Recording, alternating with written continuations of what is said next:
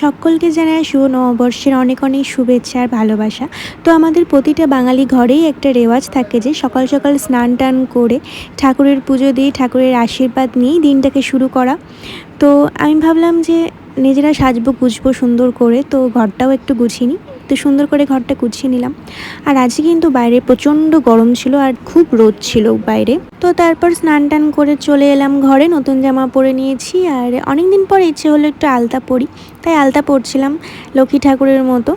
আর এই তো ভালো খারাপ নিয়েই আমাদের জীবন কেটে যাচ্ছে। প্রার্থনা করি সকলের নববর্ষ অনেক ভালো কাটুক, আমার পরিবার পরিজনও অনেক ভালো থাকুক। আর এইটা হলো আমার পয়লা বৈশাখের সিম্পল লুক। ড্রেসটা পরে কেমন লাগছে আমাকে জানিও। আর এখন বেরিয়ে পড়েছি গুটি গুটি পায়ে রোদের মধ্যে, ছাতা মাথায় দিয়ে চলে যাব মায়ের বাড়ি। তো আজকে তো এইভাবেই পয়লা বৈশাখের দিনটা আমার শুরু হলো। কার কেমন কাটলো জানিও। তো চলো, টাটা, সকলে ভালো থেকো।